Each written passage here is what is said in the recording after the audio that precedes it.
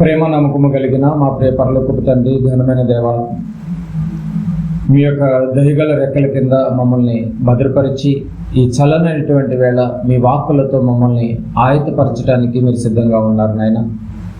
మాకు కావాల్సినటువంటి యొక్క అమూల్యమైనటువంటి వాక్కులను మేము హృదయంలో పదిలపరుచుకొని ముత్యముల కన్నా పగడముల కన్నా అమూల్యముగా నాయన మిమ్మల్ని కొనియాడేటటువంటి బిడ్డలుగా మమ్మల్ని అందరినీ తీర్చిదిద్దండి. మాట్లాడుతున్న నాకు సమయోచితమైన జ్ఞానాన్ని ప్రసాదింపచేయండి. వింటున్నటువంటి బిడ్డలు కేవలం వినివారు మాత్రమే తమను మోసపించుకోకుండా విన్న వాక్య ప్రకారంగా జీవించి బ్రతికే మహాభాగ్యాన్ని మా అందరికీ ప్రసాదింపచేయండి. ప్రారంభం నుంచి ముగింపు వరకు కూడా మీ సన్నిధి కాంతులు ఈ సదస్సు చుట్టూ, ఈ సౌండ్ సిస్టమ్ ద్వారా ఎంతమంది అయితే, ఏ కుటుంబాలు అయితే, ఏ ఆత్మలైతే మీ మాటలను అత్యాసక్తితో వింటున్నారో ఆ వింటున్నటువంటి ప్రతి కుటుంబానికి నెమ్మదిని, శాంతిని, సమాధానాన్ని రాత్రి ఇంకెక్కువగా పుష్కలంగా దయచేయమని మా ప్రభువును ప్రియరక్షకుడైన యేసుక్రీస్తు నామపేట ప్రార్థన సమర్పించి అడిగి వేడుకుంటున్నాం తండ్రి, ఆమేన్. చేరువచ్చినటువంటి దేవుని బిడ్డలందరికీ క్రీస్తు పేర మరోసారి వందనములు తెలియజేసుకుంటున్నాం. జాగ్రత్తగా మనము పరిశీలిద్దాం. ప్రియమైన దేవుని వారలారా, నీలో ఉన్నది 3 దైవముల 7 దయ్యాల అనేటటువంటి ఆలోచనాత్మకమైనటువంటి పాఠాన్ని ఈ పాఠం ముగించేలోపు మనలో దయ్యాలు ఉన్నాయా, దేవుళ్ళు ఉన్నారా అనేది మనకు అర్థమైపోవాలి. బాగా గమనించగలిగితే ఈనాటి మనుషులు సంఘంలోనికి చేరి బాప్తిస్మం తీసుకుంటే చాలు, ఏమి చేయనవసరం లేదని అనుకునేవారు ఎక్కువ మంది ఉన్నారు. కొన్ని సంఘాల్లో బోధలు కూడా అలాగే ఉన్నాయి. కానీ అర్థం కాని విషయం ఏంటంటే బాప్తిస్మం అనేది ఫస్ట్ స్టెప్, మొదటి మెట్టు అన్న సంగతి మర్చిపోయారు. బాప్తిస్మం అనేది మొదటి మెట్టు. దాన్ని మనం బైబిల్లోనికి వెళ్ళి ఒక వచనం చూసి ముందుకు వెళదాం. అపోస్తలుడైనటువంటి పౌలు గారు తిమోతి గారికి 2 పత్రికలు రాశాడు. మొదటి పత్రిక 2వ అధ్యాయము 4వ వచనాన్ని ఒకసారి చదువుకుందాం. తిమోతి గారికి రాసినటువంటి మొదటి పత్రిక 2వ అధ్యాయము 4వ వచనాన్ని ఒకసారి చదువుకుందాం. ప్రియమైన దేవుని వారలారా, ఆయన మనుషులందరూ రక్షణ పొంది సత్యమును గూర్చిన అనుభవ జ్ఞానము గలవారే ఉండవలెనని నిశ్చయించుచున్నాడు. ఏమండి, మనుషులందరూ అంటే రక్షణ పొంది అక్కడితో ఆగిపోమని చెప్పలేదు. సత్యమును గూర్చిన అనుభవ జ్ఞానము గలవారిగా ఉండాలన్నది దేవుని కోరిక. దేవుడి కోరిక ఏంటంటే సత్యమును గూర్చిన అనుభవ జ్ఞానం గలవారై ఉండాలన్నది దేవుడి కోరిక అనేది ఒకటి మనకు అర్థమవుతుంది. అయితే బాప్తిస్మం తీసుకుని అలా ఉంటే సరిపోతుంది అని బైబిల్ చెప్పలేదు. ఈ వచనాన్ని బట్టి బాప్తిస్మం తీసుకుంటే చాలు, అక్కడితో ఆగిపోతే చాలు అని చెప్పలేదు. దానికి ముందుకు వెళ్ళి చెప్తుంది బైబిల్. సత్యమును గురించిన అనుభవ జ్ఞానాన్ని సంపాదనగా మనం స్వీకరించాలంట. సంపాదించగలగాలి అంటున్నాడు చూడండి. అంటే సేవ చేయాలి అని అంటే సత్యమును గూర్చిన అనుభవం లేకపోతే నిజంగా నువ్వు ఆత్మలను రక్షించలేవు.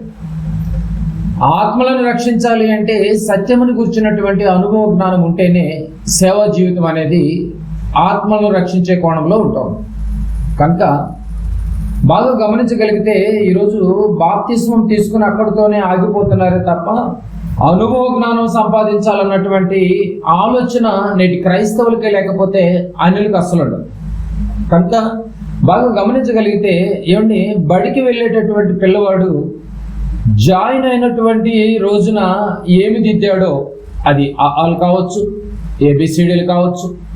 స్కూల్కి వెళ్ళినటువంటి రోజు మొదటి రోజు ఏది దిద్దాడో సంవత్సరం అయిన తర్వాత కూడా అదే దిద్దుతున్నాడు అనుకోండి. ఏమంటే ఎలా ఉంటుంది మీరు చెప్పండి?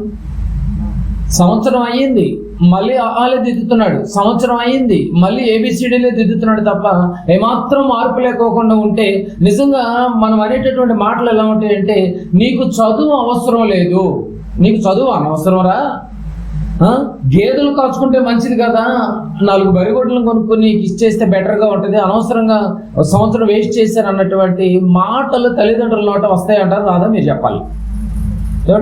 అలాగే వస్తూ ఉంటాయి మీరు బాగా గమనించగలిగితే. అలాగే నువ్వు బాప్తిస్మం తీసుకున్న రోజు ఎలాగో ఉన్నావో, తీసుకున్న తొలి రోజు ఎలాగో ఉన్నావో, సంవత్సరాలు గడిచిన తర్వాత కూడా నువ్వు చనిపోయేంత వరకు కూడా అదే జ్ఞానంతో ఉన్నావు అనుకో, బాప్తిసం తీసుకున్న రోజు అదే ఉన్నావు, నువ్వు చనిపోయే రోజు కూడా అలాగే ఉన్నావు అనుకో, ఇంకెందుకంటే నీకు ఆ భక్తి జీవితం. బాగా గమనించాలి, నీ పిల్లవాడికి మాత్రం సంవత్సరానికి దాటిపోయేసరికి జ్ఞానం పెరగాల. ఏమండి, దేవుని సన్నిధిలోనికి వచ్చేటప్పుడు మాత్రం జ్ఞానం పెరుగుతుందా పెరగలేదా అన్నది మాత్రం నువ్వు చూసుకోలేకపోతే నీ భక్తి జీవితము ఎక్కడ వేసిన గొంగడి అక్కడే ఉంటే ఉపయోగం లేదని బైబిల్ చెప్తోంది. అందుకే అంటున్నాడు, నీవు సత్యమును గురించిన అనుభవ జ్ఞానం కలిగి ఉండాలి, బాప్తిసం ఒక్కటే తీసుకుంటే సరిపోదని బైబిల్ కరాఖండిగా చెప్తుంది. ప్రియమైన దేవుని వాళ్ళారా, బాగా గమనించాలి. చాలా మంది చేస్తున్న మిస్టేక్లు ఇవి. కానీ గమనించగలిగితే దావీదు గారు ఒక చక్కటి మాట చెప్తున్నాడు. కీర్తనల గ్రంథము 17వ అధ్యాయం. ఒకళ్ళు ఎక్కడుంది మన ఆత్మీయ జీవితం? ఎక్కడ వేసిన గొంగళి అక్కడే ఉండిపోయిందేమో ఆలోచించాలి. ప్రియమైన దేవుని వారలారా, కీర్తనల గ్రంథము 17వ అధ్యాయము అందరూ చూద్దాం. కీర్తనల గ్రంథము 17వ అధ్యాయము 2వ వచనాన్ని ఒకసారి చదువుకుందాం. కీర్తనల గ్రంథము 17వ అధ్యాయము 2వ వచనం. నీ సన్నిధి నుండి నాకు తీర్పు వచ్చును గాక. ఏమండి, దావీదు గారు ప్రార్థన ఎలా ఉందో మీరు గమనించాలి. దావీదు గారు ప్రార్థన చేస్తున్నాడు. ఏమని చేస్తున్నాడు? నీ సన్నిధి నుండి నాకు తీర్పు వచ్చును గాక, నీ కనుదృష్టి న్యాయముగా చూచును. దేవుడి కనుదృష్టి అంట ఏమండి న్యాయముగా చూచునందు. చూడండి, దావీదు గారు ప్రార్థనలో ప్రార్థన చేస్తున్నాడు. నీ కనుదృష్టి న్యాయంగా చూస్తుందంట. ఈ ప్రపంచ మానవాళ్ళని న్యాయంగా చూస్తుందంట. ఎవరికి వ్యత్యాసము అలా ఉండదంట. దేవుని యొక్క కనుదృష్టిలో ఏమండి వ్యత్యాసాలు ఉండవంట. న్యాయమైనటువంటి చూపు అంట దేవుడిది. ఏది అన్యాయాన్ని అన్యాయంగా చూస్తాడు, ఆ న్యాయాన్ని న్యాయవంతుడిగానే చూస్తాడు. అది దావీదు గారి ప్రార్థనలో కనిపిస్తోంది. బాగా గమనించగలిగితే ఏమండి, దావీదు గారు అంటున్నాడు, నాయనా నీ కనుదృష్టి న్యాయం ఉంది, నీ కనుదృష్టిలో న్యాయం ఉంది. అంటే మనుషులన్నా చూసింది చూసినట్టు చెప్పకపోవచ్చేమో, మనుషులన్నా విన్నది విన్నట్లుగా చెప్పకపోవచ్చేమో, కానీ నీ కనుదృష్టిలో మాత్రం న్యాయంగా జరిగినట్టు చెప్తావు. దావీదు గారు ఐడెంటిఫై చేశాడండి. నిజంగా మనుషులన్నా చూసినట్టుగా చెప్పడంలో మర్చిపోతాడు, తడబాటు పడతాడు. విన్నది విన్నట్లుగా చెప్పటంలో నేను పూర్తిగా వినలేదేమో అన్నటువంటి ఆలోచనలోకి వెళ్ళిపోతూ ఉంటారు మనుషులు. కానీ దేవుడు విన్నది విన్నట్లుగా చెప్తాడంట, చూసింది చూసినట్లుగా చెప్తాడంట. న్యాయముగా ఆయన కనుదృష్టి ఉంటుందంట, న్యాయంగా చూస్తాడంటండి. అంటే నీ సన్నిధి నుండి నాకు తీర్పు వచ్చును గాక. చూసారండి, నువ్వు చూసిన విధానాన్ని బట్టి నాకు తీర్పు వస్తుంది. నీ కనుదృష్టి న్యాయంగా ఉంది కాబట్టి నీ సన్నిధి నుండి నాకు తీర్పు వచ్చును గాక అని అంటున్నాడు. బాగా గమనించగలగాలి. అంటే నీవు నేరం మోపుతావేమో, నీవు నేరం మోపుతావేంటి, నా కనుదృష్టికి అప్పగించు అంటున్నాడు. చూడండి, నువ్వు నేరం మోపుతావు. మనిషి నేరాన్ని ఎటైనా డైవర్ట్ చేయొచ్చేమో, కానీ దేవుని కనుదృష్టిలో నువ్వు ఏమండి నేరాన్ని డైవర్ట్ చేయలేవు. ఆయన కనుదృష్టిలో న్యాయం ఉంటుంది, పర్ఫెక్ట్గా ఉంటుంది అని చెప్తున్నాడు. చూడండి, పర్ఫెక్ట్గా ఉంటుంది అంటున్నాడు. నెక్స్ట్ వచనాన్ని కూడా చూద్దాం. 3వ వచనం. రాత్రి వేళ నీవు నన్ను దర్శించి, దేవుడంట రాత్రి వేళ నీవు నన్ను దర్శించి నా హృదయమును పరిశీలించితివి అని అంటున్నాడు. చూడండి, దావీదు గారి ప్రార్థనలోనే రాత్రి వేళ నీవు నన్ను దర్శించితివి. పరిశీలిస్తున్నాడంట. అంటే ప్రతి మనిషి హృదయాన్ని తొంగి చూస్తున్నాడు రాత్రి వేళ వచ్చి. అది దావీదు గారికి అర్థమైపోయింది. ప్రతి మనిషిని ఏమండి తొంగి చూస్తున్నాడంట. చూడటమే కాదు, పరిశీలిస్తున్నాడంట. పగలంతా ఏం చేశాడా అని, పగలంతా ఏం ఆలోచన చేశాడా అని చూడటమే కాదు, పరిశీలిస్తున్నాడంట. పగలంతా నీ ఇష్టానుసారంగా బ్రతికి రాత్రి వేళ మంచం పైన పడగలపైకి వెళ్ళిన తర్వాత దేవుడు రాత్రి వేళ వచ్చి దర్శిస్తాడని పరిశీలిస్తాడని సంగతి మర్చిపోయేవేమో. దావీదు గారు అప్పుడే ఆనాటి కాలంలోనే పరిశీలించాడు. నీ కనుదృష్టి న్యాయంగా ఉంటుంది నాయన, నేను పగలంతా ఏం చేశాను అది నువ్వు దర్శిస్తున్నావు, పరిశీలిస్తున్నావు అని ప్రార్థనలో ఎత్తిపడుతున్నాడు. చూడండి, ప్రతి వ్యక్తిని దర్శిస్తాడంట. ఏమండి దర్శిస్తాడు అని అనగానే మీకు అర్థం కాకపోవచ్చేమో, కానీ అప్పుడప్పుడు డాక్టర్కి కుదరక రౌండ్స్కి వెళ్ళలేడు. ఉదయకాలంలో రౌండ్స్కి వెళ్ళలేక ఏమండి మరి నర్సును అప్పగించి పంపుతాడు. నువ్వు రౌండ్స్కి వెళ్ళరమ్మా అని చెప్పి నర్సుని సిస్టర్లు పంపుతూ ఉంటాడు. బాగా గమనించగలిగితే. అంటే దీన్ని బట్టి మనకేం అర్థమవుతుందంటే డాక్టర్ కన్నా వెళ్ళటం కుదరక రౌండ్స్కి నర్సునన్నా పంపుతాడేమో కానీ దేవుడు మాత్రం ఎవరిని పంపడు. పర్టికులర్గా ఎంత బిజీగా ఉన్నా, ఎంత బిజీ షెడ్యూల్లో ఉన్న, ఈ ప్రపంచాన్ని నడిపించే బిజీ షెడ్యూల్లో ఉన్నా, ప్రతి రాత్రి వేళ ప్రతి ఒక్కళ్ళ దగ్గరికి వచ్చి నువ్వు పగలంతా చేసినటువంటి న్యాయమా అన్యాయమా అన్నిటినీ దేవుడు దర్శిస్తాడు, చూస్తాడు, పరిశీలిస్తాడు, వెరిఫై చేస్తాడనమాట. అది నువ్వు మర్చిపోకూడదు రాత్రి. ఇప్పటి వరకు ఎన్నో రాత్రుల్ని ఇష్టానుసారంగా నువ్వు గడిపి పడకలపైకి వెళ్ళేవేమో. ఈ రాత్రి నుంచైనా కూడా దేవుడు ఈ రాత్రి నా దగ్గరికి ప్రతి రాత్రి వస్తాడన్న సంగతి నువ్వు మర్చిపోయి బ్రతకొద్దు అని దావీదు గారి ప్రార్థనలో కూడా మనకి అనిపిస్తోంది. ఎందుకంటే ఆయన కనుదృష్టిలో న్యాయం ఉంటుంది. ఆయనకు అనుదృష్టిలో న్యాయం ఉంటుందంటున్నాడండి. దావీదు హృదయాన్ని తొంగి చూస్తేనంట హృదయంలో ఏ దురాలోచన కానరాలేదంటే. కింద చూడండి, ఇప్పుడు దావీదు గారి దగ్గరికి వచ్చాడు రాత్రి ఏమంటున్నాడు చూడండి, 3వ వచనం. రాత్రి వేళ నీవు నన్ను దర్శించిన హృదయమును పరిశీలించితివి. దావీదు అంటున్నాడు దేవుడితో, నన్ను పరిశోధించితివి, నీకు ఏ దురాలోచనయు కానరాలేదు. దావీదులో ఏ దురాలోచన కానరాలేదంట చూస్తే, మరి మన యొక్క హృదయంలో తొంగి చూస్తే ఆలోచన చేయాలి. దావీదు గారు ప్రార్థనలో బయటపడినటువంటి విషయాలండి ఇవన్నీ. నన్ను పరిశోధించితివి తండ్రి, నీకు ఏ దురాలోచనయు కానరాలేదు, నోటి మాట చేత నేను అతిక్రమింపను. చూసారండి ఎంత మంచి మాటలండి. దావీదు హృదయాన్ని తొంగి చూస్తే హృదయంలో ఏ దురాలోచన కానలేదంట. మరి మన హృదయాన్ని చూస్తే ఎవరి భక్తి వారికే తెలుస్తోంది, ఎదుటి వారు చెప్పాలని అవసరం లేదు. అంతే కదండి. నేను నీ భక్తి ఇలా ఉందని నేను నీతో అనవసరం లేదు. నా భక్తి గురించి నువ్వు చెప్పాలని అవసరం లేదు. వాక్యాన్ని వింటున్న ప్రతి ఒక్కరికి వారి భక్తి జీవితం ఏంటో, వారి యొక్క హృదయం ఏంటో ప్రతి ఒక్కరికి తెలుస్తుంది. ఇప్పుడు దావీదు గారికి కూడా అర్థమైపోయిందట, నా హృదయములో ఏ దురాలోచన కానరాదని, నువ్వు వచ్చి ఏ టైంలో నన్ను దర్శించినా కూడా కానరాదని దావీదు గారు ప్రార్థనలు చేసుకున్నట్టు. ఎంత మంచి మాటలండి. ఇలా ప్రతిరోజు ఎలాంటి దురాలోచనతో ఉన్నావో అని దేవుడు చూస్తున్నాడు అన్న ఆలోచన మనిషిలో ఉందంటారా? దావీదు గారిలో ఉంది. ఏమంటే దేవుడు ప్రతిరోజు హృదయపు ఆలోచనలు చూడటానికి వస్తున్నాడు, దర్శిస్తున్నాడు, పరిశోధిస్తున్నాడు, పరిశీలిస్తున్నాడు అన్న ఆలోచన ఏ మనిషిలోనైనా ఉందా?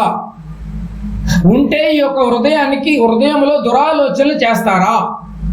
దావీదు గారు అంటున్నాడు, నన్ను పరిశీలించు, ఏ దురాలోచన నా హృదయంలో కానరాదు. ఏం భక్తుడండి బాబు, ఏం భక్తుడండి. మన భక్తి కూడా ఉంది. మన భక్తి మనకే అప్పుడప్పుడు అసహ్యం వేస్తూ ఉంటుంది, బాగా గమనిస్తే కదండి. ఇర్మియా గ్రంథము 17వ అధ్యాయము. ఇర్మియా గ్రంథము 17వ అధ్యాయము.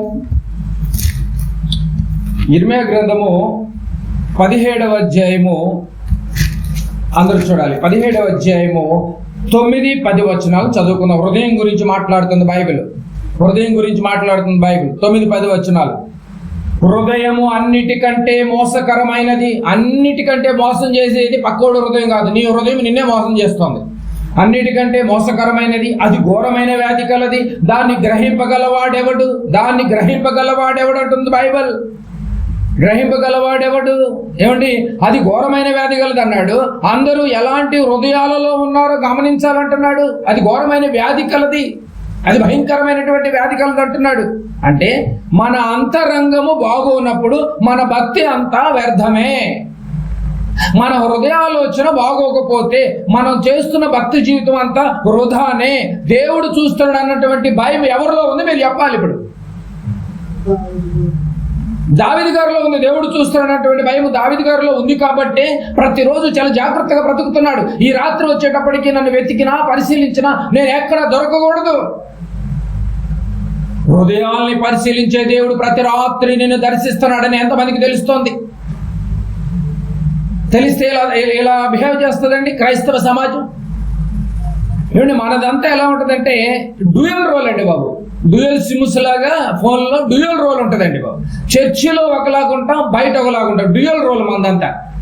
ఆదివారం ఒకలాగుంటాం, మిగతా 6 రోజులు ఒకలాగుంటూ ఉంటాం. డ్యూయల్ రోల్ మనం మెయింటైన్ చేస్తున్నాం. ఇలా డ్యూయల్ రోల్ లాగా మెయింటైన్ చేస్తే బైబిల్ ఏముందో తెలుసా అండి? ఒకసారి వచనాన్ని చూడాలి. ఉంటే లోకములో ఉండు, లేకపోతే దేవునిలో ఉండు. అంతేగాని కొద్దిగా లోకము కొద్దిగా దేవుడు అన్నాం అనుకో, బైబిల్ ఎలాంటి మంచి ఒక స్టేట్మెంట్ ఇచ్చిందండి. ఒకసారి కీర్తన గ్రంథంలోనికి రండి. ఇలాంటి డ్యూయల్ రోల్ ఒకవేళ మనం ప్లే చేస్తున్నామేమో విశ్వాస జీవితంలో.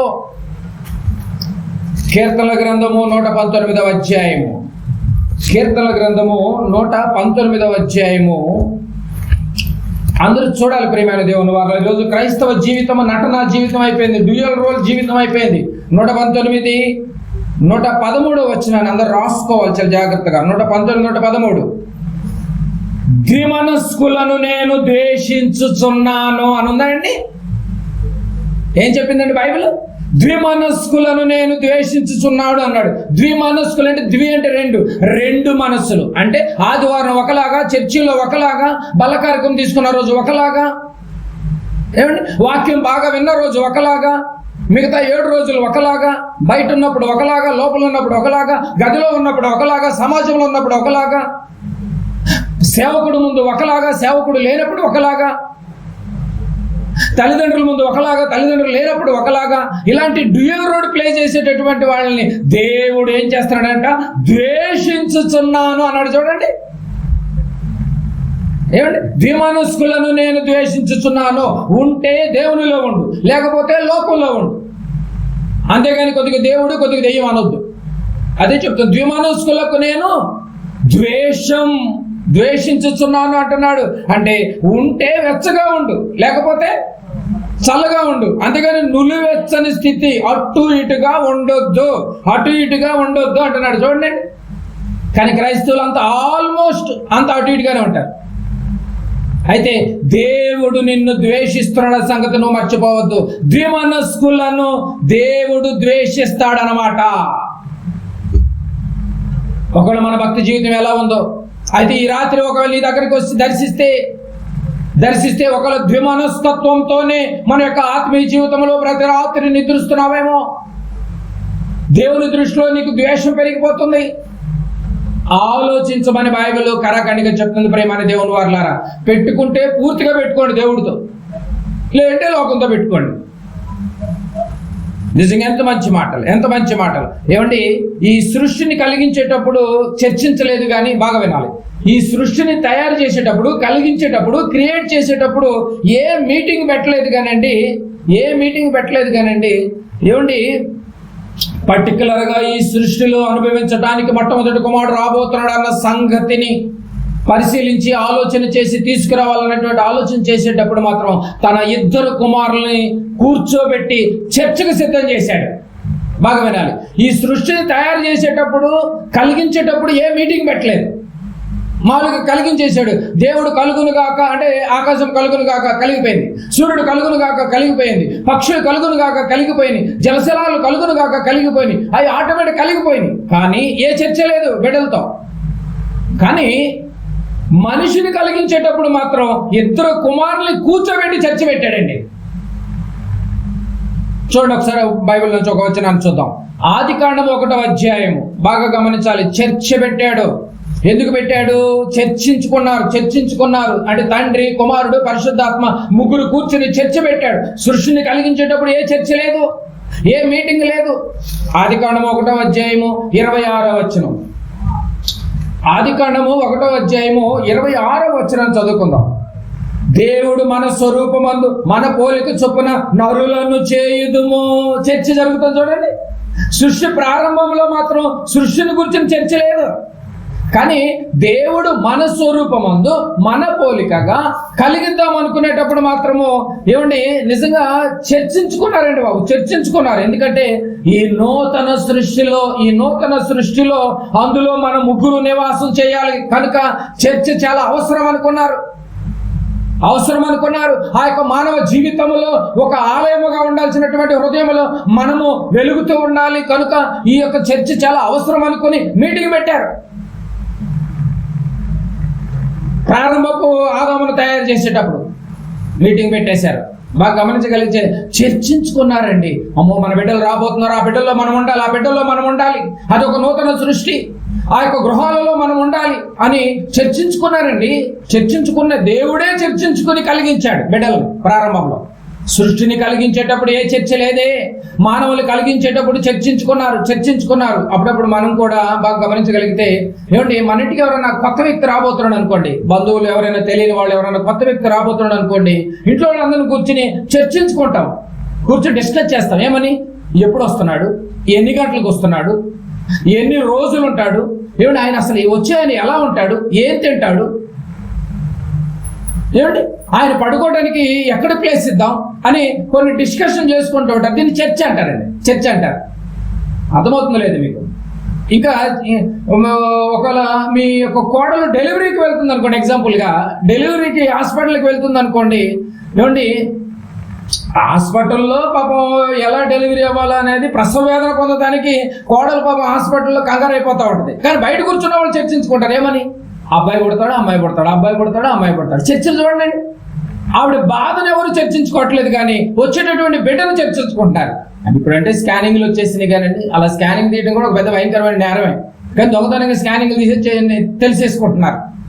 ఒకవేళ ఆడపిల్లలు కూడా అబార్షన్ చేసుకున్నారు, పెద్ద విషయం ఏమి లేదు. దాని ట్రీట్మెంట్ దానికి ఉంటే దేవుడే వదలడు. రైట్. కామన్ గా మీరు బాగా గమనించగలిగితే ఒక కొత్త వ్యక్తి రాబోతున్నాడంటే చర్చ.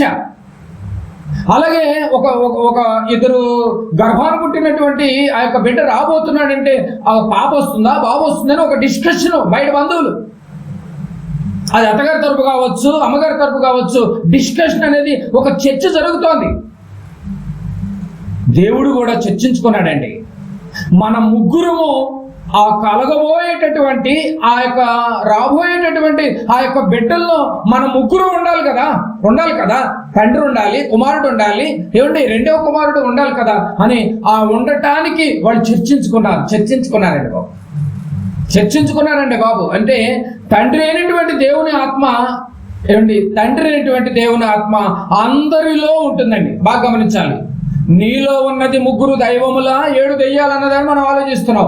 తండ్రి అయినటువంటి దేవుని ఆత్మ అందరిలోనూ ఉంటుంది. ఎలా అంటారా? దేవుణ్ణి నమ్మిన వారిలోనూ దేవుణ్ణి నమ్మని వారిలో కూడా తండ్రి అయిన ఆత్మ ఉంటుందండి. బాగా వినాలి మీరు. తండ్రి అయినటువంటి ఆత్మ దేవుణ్ణి నమ్మినా ఉంటుంది, నమ్మకపోయినా కూడా దేవుడి ఆత్మ, తండ్రి అయినటువంటి దేవుని ఆత్మ ఉంటుంది. ఒకసారి ఒక వచనాన్ని మనం పరిశీలిద్దాం. కీర్తనల గ్రంథము 16వ అధ్యాయం.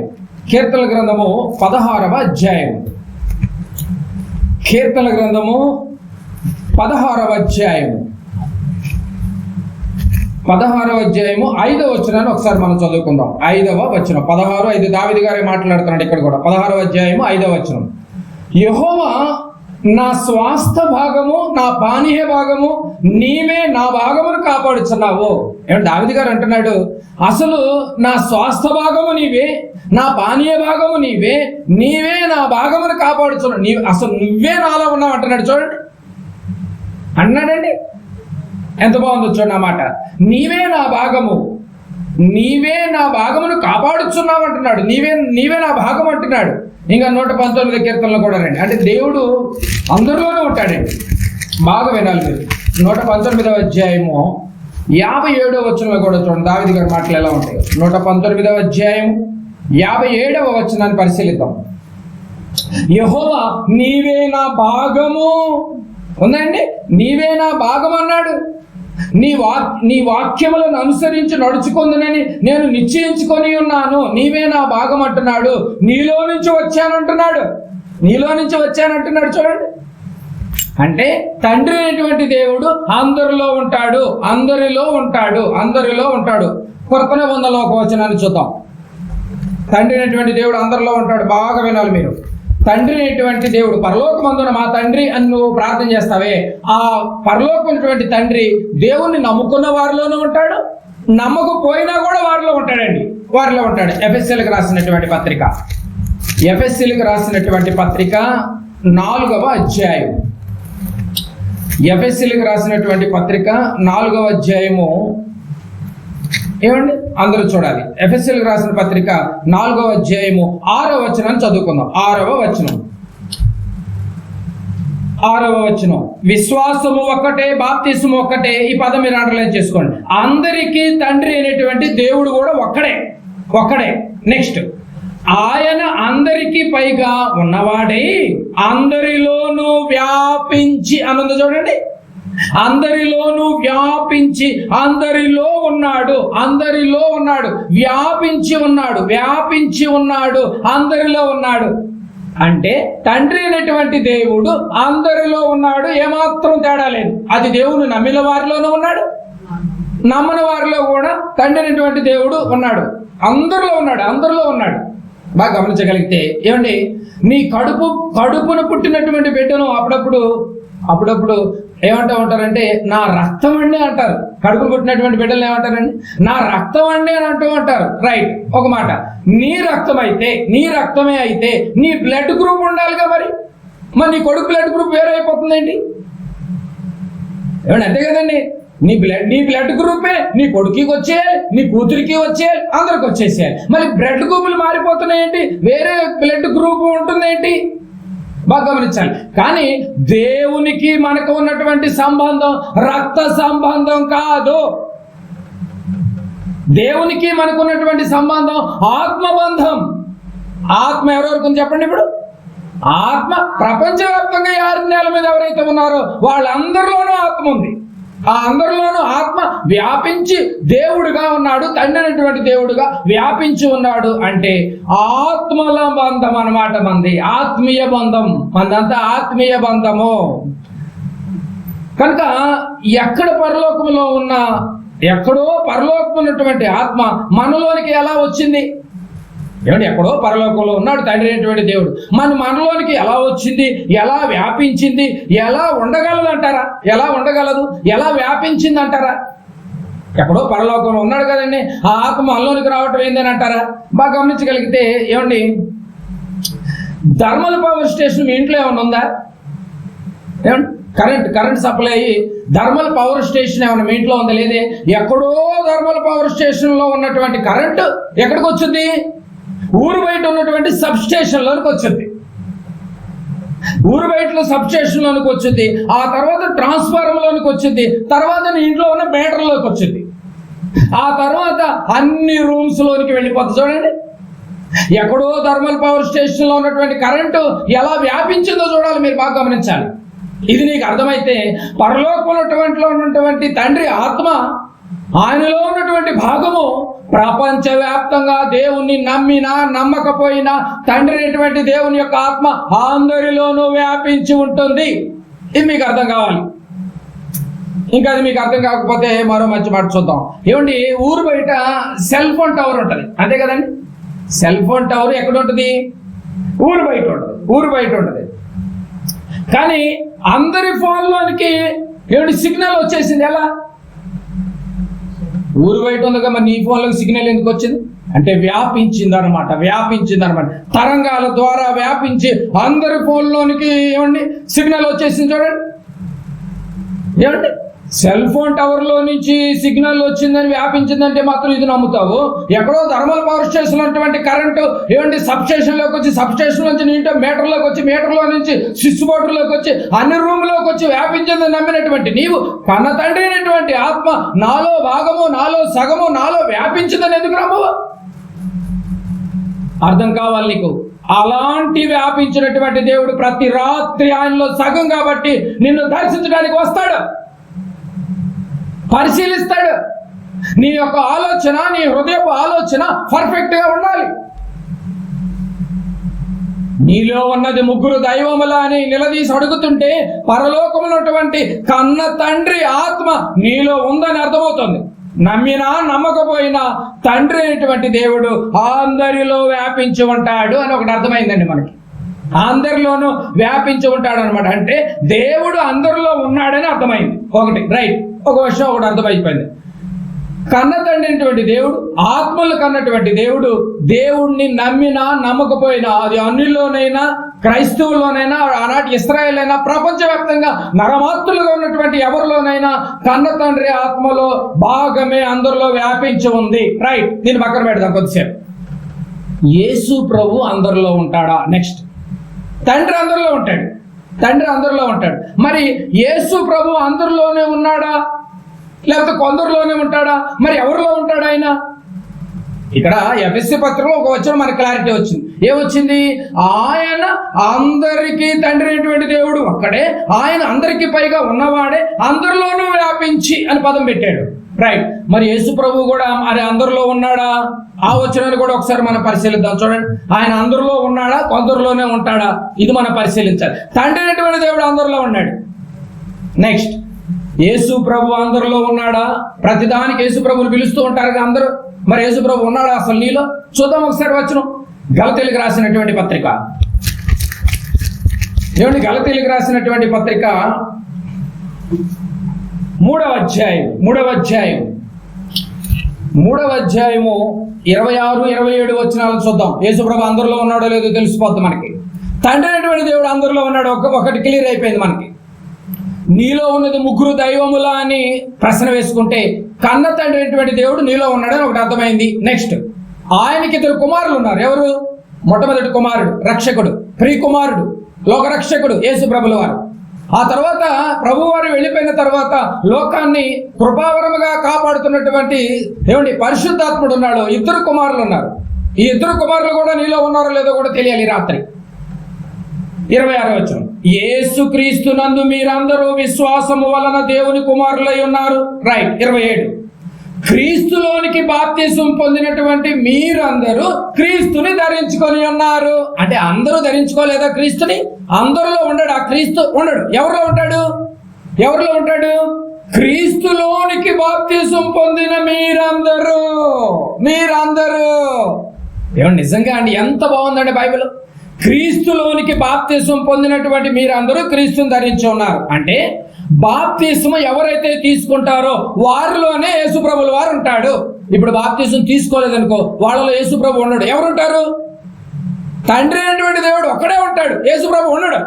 క్లియర్ అయిపోయింది చూడండి. బాప్తిసం తీసుకుంటేనే యేసుప్రభుల వారు ఉంటాడు. అంటే తండ్రి అయినటువంటి దేవుడు అందరిలో వ్యాపించి ఉంటాడు, కానీ యేసుక్రీస్తు అందరిలో లేడు. బాప్తిసం తీసుకున్నటువంటి వాడు క్రిస్మస్ పండుగ చేస్తాడు, ఈస్టర్ పండుగ చేస్తాడు, ఎన్ఎంఎస్ పండుగ చేస్తాడు, ప్రతి ఆదివారం చర్చికి వెళతాడు, బైబిల్ చదువుతాడు, అన్ని చూస్తాడు, కానీ వాళ్ళలో యేసుప్రభు ఉండడు. ఎందుకుంటాడు? తండ్రి అయినటువంటి దేవుడు అందరిలోనే ఉంటాడు, యేసుప్రభు మాత్రం అందరిలో ఉండడు అని క్లియర్గా అర్థమైపోతుంది చూడండి. అంటే మరి ఎవరిలో ఉంటాడు? ఎవరైతే యేసుక్రీస్తుని స్వరక్షకునిగా అంగీకరించి నా పాపముల నిమిత్తము చనిపోయాడు, నా పాపముల నిమిత్తము సమాధి చేయబడ్డాడు, నా పాపముల నిమిత్తము తిరిగి లేచాడు అని విశ్వసించి 2వ రాకడలో నన్ను తిరిగి వచ్చినప్పుడు తీసుకువెళతాడని ఎవరైతే బాప్తిసం తీసుకుంటాడో వాళ్ళల్లోనే ఉంటాడు. అందరిలో ఉండడు. మళ్ళీ ఎవరిలో ఉంటాడు? ఏమంటే నేను బాప్తిసం తీసుకున్నాను కదా, నీళ్ళలో మునిగాను కదా అని అన్నావు అనుకో, అసలు నీళ్ళల్లో మునగటమే బాప్తిసం అనుకుంటే నువ్వు పొరపాటు పడ్డట్టే. నీళ్ళలో ఎవరైనా మునుగుతారు, పెద్ద విషయం ఏముంది? నీళ్ళలో మునగటమే పెద్ద బ్రహ్మ విద్య ఏంటి? అది ఏమన్నా కష్టతరంతో కూడుకున్నదే ఏంటి? నీళ్ళల్లో మునగటమే చూస్తున్నావే తప్ప నీళ్ళల్లో మునగటానికి ముందు ఒక అగ్రిమెంట్ ఉంది దేవుడికి నీకు. ఏంటి అగ్రిమెంట్? ఆ అగ్రిమెంట్కి నువ్వు ఒబే అవ్వాలి, లేకపోతే దేవుడు నిన్ను యాక్సెప్ట్ చేయడు, కుమారుడు నీలోనికి రాడు. ఏంటి అగ్రిమెంట్? ఎవరైతే క్రీస్తుని స్వరక్షకునిగా అంగీకరించి నిజంగా నీ హృదయములో ఏ దురాలోచన లేకుండా ఈ ప్రకారమే నువ్వు బాప్తిసం తీసుకుంటేనే యేసు ప్రభు నీలోకి వస్తాడే తప్ప అందరికీ యేసు బాబును నువ్వు పిలిచినంత మాత్రం వచ్చేవాడు కాదు ఆయన. ఏమనాలి? నువ్వు నా పాపాల నిమిత్తమే చనిపోయాడు అని నువ్వు రియలైజ్ అవ్వాలి బాప్తిసం తీసుకునే రోజు.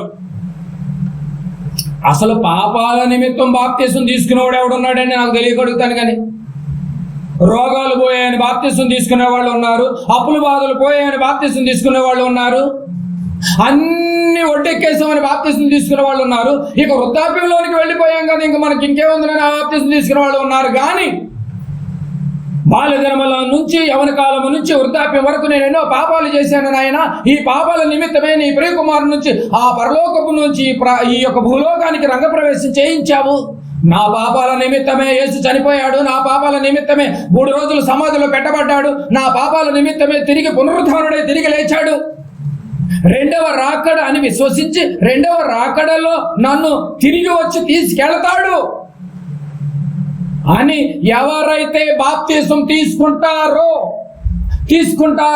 ఈ అగ్రిమెంట్ కి ఓకే అవుతారో దేవుడికి నీకు మధ్య, వాళ్ళల్లోనే యేసు ప్రభు ఉంటాడు. మిగతా వాళ్ళల్లో యేసు ప్రభు ఉండడు. నువ్వు నోటితో తలిసినంత మాత్రాన ఉండడు, నువ్వు కానుకలు ఇచ్చినంత మాత్రాన ఉండడు, నువ్వు నీళ్ళలో మునిగొచ్చినంత మాత్రాన ఉండడు. ఈ క్రమంగా ఎవరైతే బాప్తిసం తీసుకుంటారో వాళ్ళలోనే ఉంటాడు. కానీ ఇవి తప్ప, ఈ అగ్రిమెంట్ తప్ప, ఈ బాండింగ్ తప్ప ఏ కోణంలో బాప్తిసం తీసుకున్నా యేసు నీలో ఉండడని రాసుకోవచ్చు. రాత్రి తండ్రి అనేటువంటి దేవుడు అందరిలో ఉంటాడు. యేసు ప్రభు ఇప్పుడు ఈ పాయింట్ బట్టి ఎవరిలో ఉంటాడు? ఎవరైతే బాప్తిసం తీసుకుంటారో వాళ్ళలోనే ఉంటాడు. బాప్తిసం అంటే మళ్ళీ చిల్లర బాప్తిసాలు కాదే, అవసరాల కోసం బాప్తిసాలు తీసుకున్న వాళ్ళలో యేసు ప్రభు ఉండడు. బైబిల్ లా తెలియాలి నీకు. అందుకేనండి సత్యమును గూర్చిన అనుభవ జ్ఞానం లేకపోతే నరకానికి వెళ్ళే ప్రమాదం ఉంది. తండ్రి అనేటువంటి దేవుడు అందరిలో ఉంటాడు. బాప్తిసం ఎవరైతే తీసుకుంటారో వాళ్ళలోనే యేసు ప్రభుల వారు ఉంటాడని మనకు ఒకటి అర్థమైపోయింది. నెక్స్ట్ అంటే యేసు ప్రభు అందరిలో ఉంటాడు. ఎవరిలో ఉంటాడు? బాప్తిసం తీసుకున్న వాళ్ళలో ఉంటారు. కొంతమంది అంటే అసలు బాప్తిసాలు తీసుకోరు, ఏమండి అసలు పాప క్షమాపణ ఒప్పుకోరు, కానీ ప్రభురాత్రి భోజనానికి మాత్రం పాలు పొందుతూ ఉంటారు. అసలు ఈ దౌర్భాగ్యాన్ని నేర్పినవాడు ఎవడంటే అసలు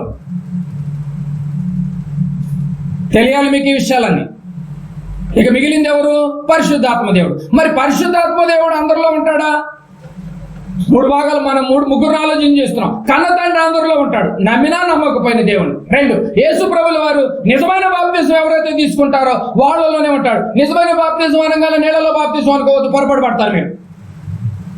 ఇప్పటి వరకు చెప్పిన విధానంలోనే నువ్వు బాప్తిసం తీసుకోవాలి. నెక్స్ట్ పరిశుద్ధాత్ముడు మరి ఎవరిలో ఉంటాడు అని అంటే ఆయన కూడా అందరిలో ఉంటాడు. మళ్ళీ ఎవరిలో ఉంటాడు? పరిశుద్ధాత్ముడు బాప్తిసం తీసుకున్న వారిలోనికి వరంగా వచ్చాడు. అందరిలోనికి రాడు. ఆయన అందరిలోనికి రాడు. చూద్దామా అపోస్తుల కార్యములు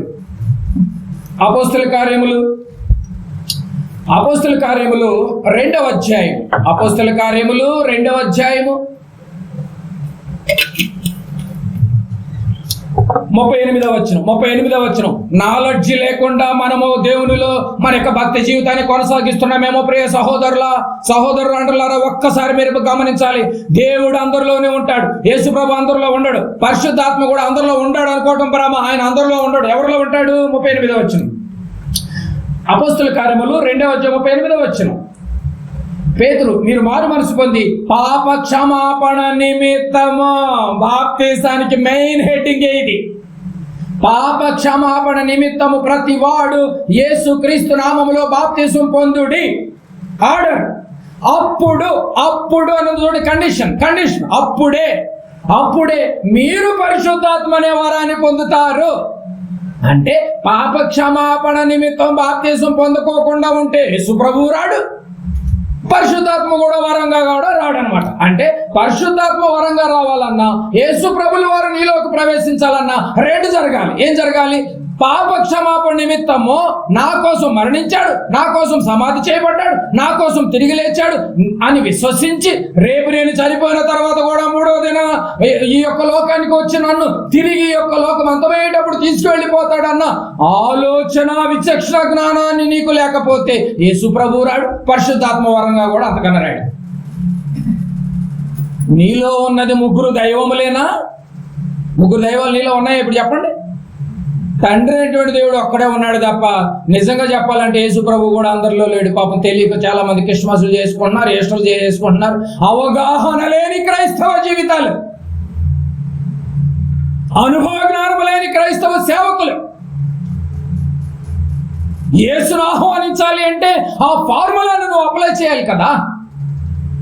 యేసు రాడండి, లేకపోతే అన్న రాకపోతే తమ్ముడు అసలు రాడు, పరిశుద్ధాత్ముడు అసలు రాడండి బాబు, అసలు రాడండి. అంటే బాప్తిజం తీసుకున్న వారిలో ఈ ముగ్గురు ఉన్నారు అనమాట.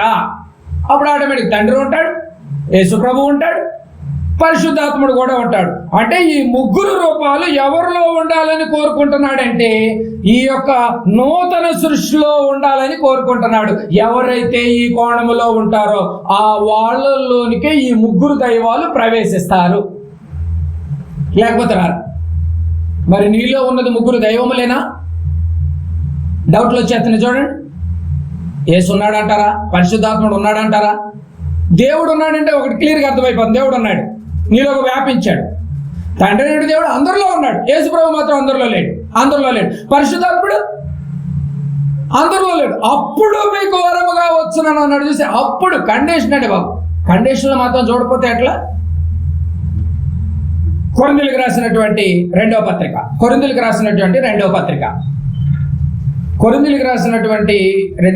పౌలు గారు 5వ అధ్యాయం, కొరింథీయులకు రాసినటువంటి రెండవ పత్రిక 5వ అధ్యాయము 17వ వచనం. 5వ అధ్యాయము 17వ వచనం. కొరింథీయులకు రాసిన రెండవ పత్రిక 5వ అధ్యాయం 17వ వచనం ఒకసారి చదువుకున్నాం. కాగా ఎవడైనను క్రీస్తునందున్న ఎడల, ఇప్పుడు క్రీస్తునందు ఎవరు ఉంటున్నారు? ఇప్పుడు వరకు చెప్పిన విధానంలో ఎవరైతే ఉంటారో ఆ క్రీస్తునందున్న ఎడల వాడు నూతన సృష్టి. అందరు కాదు. నువ్వు ప్రార్థన చేసుకున్నంత మాత్రాన, పాటలు పాడినంత మాత్రాన, ఏమండి పండుగలకు వెళ్ళినంత మాత్రాన నువ్వు నూతన సృష్టి కాదు. నీకు బైబిల్ పట్ల అవగాహన ఉండాలి, తండ్రి పట్ల, కుమారుని పట్ల, పరిశుద్ధాత్మ పట్ల ఒక క్లారిటీ ఉండాలి నీకు. వాడు నూతన సృష్టి. అందరూ కాదు. అలాంటి నూతన సృష్టి అయినటువంటి మనిషి జీవితంలో ఈ ముగ్గురు ఉండటానికి అప్పుడు వస్తారండి. ఏమిటి? తండ్రి, కుమారుడు, పరిశుద్ధాత్మ, ఈ ముగ్గురు మన హృదయంలోనికి రావాలంటే ఎన్ని జరగాలండి? అంత ఈజీగా వస్తారా చెప్పండి? అందుకనే నీలో ఉన్నది ముగ్గురు దైవములేనా? ప్రశ్న వేస్తే నిజంగా ముగ్గురు దైవాలు నీలో ఉన్నట్టుగా ఏం తగలతలేదు. బాగా అబ్జర్వ్ చేయండి. యేసు ప్రభు ఎవరైతే బాప్తిసం తీసుకుంటాడో వాళ్ళలోకి వస్తాడు. బాప్తిసం ఒరిజినల్ అయి ఉండాలి. మళ్ళీ అది నకిలీ లోట్లు ఉంటే మార్కెట్లో ఎలా చెల్లవో, ఒరిజినల్ బాప్తిసం లేకపోతే బైబిల్ ప్రకారంగా కూడా నీ బాప్తిసం ఫెయిల్. యేసు ప్రభు రాడు నీలోకి. ఒకవేళ రా దిగిరా అని సేవకుడు ఎంత నొక్కి ఒక్క నుంచి ప్రార్థన చేసినా యేసు ప్రభు నీలోకి రాడు, పరిశుద్ధాత్మ నీలోనికి దిగడు. ఎంత గట్టిగా పిలిచినా. కనుక బాగా గమనిస్తే ఎవరిలో ఉంటాడు? ఎవడైనాను క్రీస్తునందున్న ఎడల వాడు నూతన సృష్టి. వాడే నూతన సృష్టి. ఆ నూతన సృష్టి అనేటువంటి మనిషి జీవితంలోనికి ఈ ముగ్గురు దైవాలు లోనికి వస్తారు. అందరిలోకి రారు. పాత జీవితాన్ని ఇంకా మేలేసుకుని తిరిగేటటువంటి వాళ్ళ జీవితాల్లోనికి ఎందుకు వస్తాడు? కనుక ఈ ముగ్గురు దైవాలు అందరిలో ఉన్నాయా అంటే, ఉన్నాయని ప్రశ్న వేసుకోండి. ఈ ముగ్గురు దైవాలు అందరిలో ఉన్నాయా? తండ్రి ఉన్నాడా? కుమారుడు ఉన్నాడా? నీలో పరిశుద్ధాత్మ ఉన్నాడంటే ఎవరైతే ప్రత్యేకింపబడి వేరై రక్షణ పొందుతారో, పదాల కింద అలాగే ఉంటాయండి. అపోస్తలుల కార్యాలు 2:42 వచనం ఉంటాయి. ఎవరైతే వేరై రక్షణ పొందుతారో వారిలో ఈ ముగ్గురు రూపాలు ఉంటాయి. ఎవరైతే వేరై రక్షణ పొందక లోకంతో కలిసిపోయి సహవాసం చేస్తారో వాళ్ళల్లో ఈ ముగ్గురు దైవాలు ఉండరు. ఒక విషయం మనకు ఒకటి అర్థమైంది.